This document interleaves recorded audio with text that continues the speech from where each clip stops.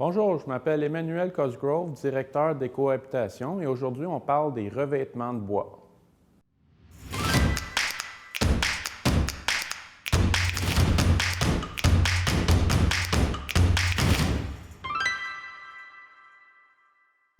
On va regarder les revêtements de bois qu'on apprécie chez Écohabitation. On va vous expliquer les raisons techniques et écologiques pourquoi on les aime et on va également regarder les coûts et comment les poser. Les revêtements de bois, surtout les revêtements fabriqués au Québec, vont être vraiment le choix le plus écologique du côté revêtement parce que le vinyle ou le fibrociment ou même la maçonnerie vont avoir un impact beaucoup plus intense au moment de leur fabrication et à l'enfouissement du produit en fin de vie. Donc, on va explorer les finis sur les revêtements. On va aussi regarder les sortes disponibles sur le marché. Pour commencer, on va regarder le bois carbonisé ou le yakisugi. C'est une technique originaire du Japon qui consiste à brûler la planche de bois résineuse et ça protège contre les éléments, contre la moisissure et la vermine. Donc, quelles essences de bois sont compatibles avec le traitement Shusugiban? Sugi veut dire cèdre en japonais, donc c'est évidemment l'essence la plus utilisée. Elle est naturellement résistante à la pourriture et le mélèze également, c'est deux essences très disponibles des scieries dans le sud du Québec, donc c'est les meilleurs choix. On peut utiliser les autres essences pour le bois carbonisé utilisé à l'intérieur où on n'a pas besoin d'autant de résistance aux intempéries. Les designers apprécient énormément le Shusugiban pour les décors intérieurs, mais il est préférable de mettre une petite couche de scellant à base d'eau pour empêcher de salir nos vêtements lorsqu'on frôle les murs. Comment fait-on du bois carbonisé? Traditionnellement, on passait les planches sur un lit de braise, mais maintenant, on utilise plutôt les chalumeaux. Après 3 à 10 minutes sous le chalumeau, on va brosser les planches pour enlever les résidus charbon. Ensuite, on va les laver à l'eau, on va les faire sécher et mettre une petite couche d'huile naturelle en protection. Est-ce que le bois carbonisé a besoin de beaucoup d'entretien avec le temps? La réponse est non, mais il est préférable d'y ajouter une couche d'huile naturelle environ aux 15 ans pour garder son aspect et l'imperméabilité à l'eau. Donc, quels sont les avantages du yakisugi ou bois carbonisé? Il y en a beaucoup. Si on regarde au niveau de la durabilité, on parle d'une durée de vie d'environ 80 ans parce que le bois n'est pas atteint par le rayonnement UV, par l'eau ou tous les autres stress qu'on peut avoir sur nos revêtements de murs. D'autres avantages sont l'imperméabilité naturelle parce que le bois brûlé ferme les pores du bois, donc c'est naturellement plus résistant qu'un bois brut, par exemple. Il y a aussi une bonne résistance aux insectes et même au feu parce que c'est brûlé d'avance, donc ça résiste mieux au feu qu'une planche vierge. Le peu d'entretien que le yakisugi va demander au fil du temps fait un choix très économique aussi au long terme. Il y a aussi des avantages au niveau environnemental. On limite beaucoup les produits chimiques utilisés pour traiter le bois parce que c'est simplement le feu et de l'huile naturelle. Donc, au niveau environnemental, c'est vraiment un bon choix de revêtement, surtout quand on tripe sur son esthétique. Il y en a beaucoup qui l'apprécient, mais si on n'aime pas le noir, bien, tant pis. Comment obtenir du bois brûlé? On peut s'en faire nous-mêmes, mais on doit vous aviser que c'est un long processus. Ça peut prendre jusqu'à 3 semaines préparer le revêtement d'une maison de taille typique. Donc, pour les moins patients, il y a 2 entreprises québécoises qui en vendent directement. On parle de Bois Brûlé, une division d'Espace Bois, et une autre entreprise, Arbre et Bois, où on peut l'acheter clé en main. Quel est le coût du yakisugi? C'est d'environ 5 à 10 dollars du pied carré. Pour les moins puristes, les fabricants offrent aussi des versions légèrement carbonisées avec l'ajout de teinture pour aller chercher toutes sortes de couleurs.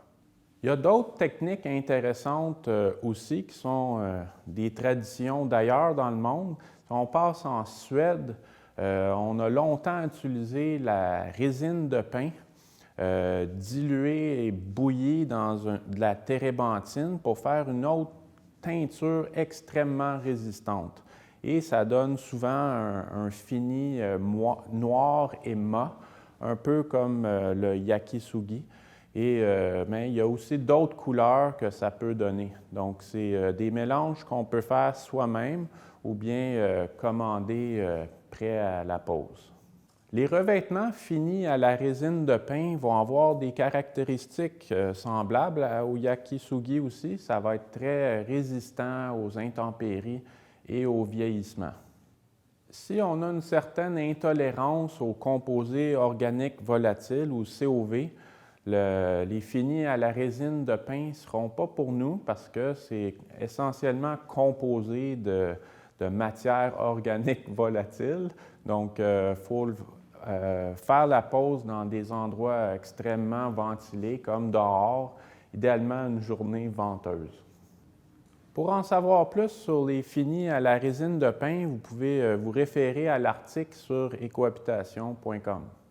Maintenant, on va parler des revêtements eux-mêmes et on va parler de vrais bois. On parle des revêtements en bois scié et non pas en bois recomposé comme vous voyez ici. C'est vraiment, c'est pas de la même qualité et n'aura pas la même durabilité. On adore le bois scié de façon artisanale. On peut s'en procurer dans des petits moulins dans notre région. Sinon, on peut même se faire tailler les arbres débités sur notre propre terrain en faisant venir un moulin portatif qui vont faire de la planche avec nos billes de bois. Si on n'amène pas le bois pour le séchage à un four, il faut l'empiler avec des baguettes et faire sécher le bois au moins 1 an à un endroit bien ventilé avec une toile par-dessus. Une fois sec, on va appliquer de la teinture sur le revêtement de bois. L'idéal, c'est de le poser en été parce que la teinture, la plupart des sortes ont besoin de ne pas descendre en bas de 5 degrés. Donc, on oublie les teintures faites à l'extérieur en dehors de la belle saison. L'idéal aussi, c'est de poser le fini sur toutes les faces de la planche. On parle même des côtés lors de la pose du revêtement sur la maison parce que faut vraiment protéger toute source d'infiltration d'eau. Et les bonnes pratiques, on parle de même mettre la teinture à l'endos de la planche.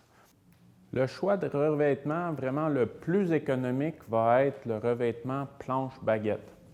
C'est quoi? C'est de la planche carrée posée à la verticale sur un mur et on va laisser un espace entre les planches et on va recouvrir cet espace-là par des baguettes.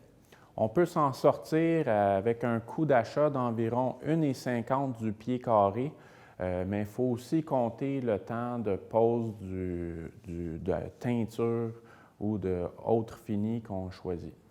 Pour ceux qui n'ont pas accès à du revêtement fait de façon artisanale, il y a des revêtements de bois disponibles commercialement, fabriqués au Québec. On pense à plusieurs marques comme Riopel ou Maybec. Ils offrent tous plusieurs profilés. Il y a le clin traditionnel qui est, comme on voit ici, qui est posé à l'horizontale. Mais il offre toujours des profilés plus contemporains aussi qui peuvent être posés à la verticale ou à l'horizontale. L'important, c'est vraiment de chercher la marque FSC, la certification écologique des pratiques en sylviculture.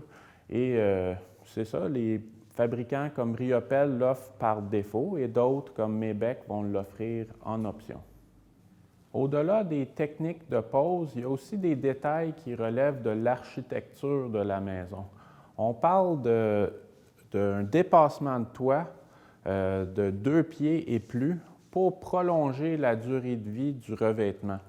On sait que le 12 pouces minimal de dépassement de toit du code est insuffisant pour vraiment protéger le revêtement des côtés où il y a de la pluie battante.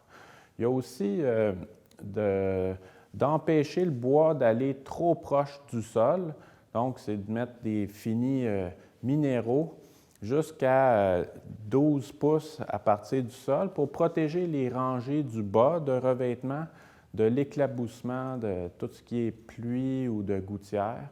Donc, en haut et en bas, on assure que notre revêtement reste au sec pour une durée de vie maximale. Pour tout projet de revêtement extérieur, il y a un excellent outil sur Écohabitation dans la section Rénovation et cohabitation. Et c'est l'outil, le planificateur pour les projets de revêtement extérieur où on vous donne les 10 choses à ne pas oublier lorsque vous effectuez des rénovations ou des constructions au niveau du revêtement. Maintenant, je pense que vous avez les informations nécessaires pour faire un bon choix de revêtement de bois et aussi une bonne installation. Voilà, tout est dit. Maintenant, à vos outils.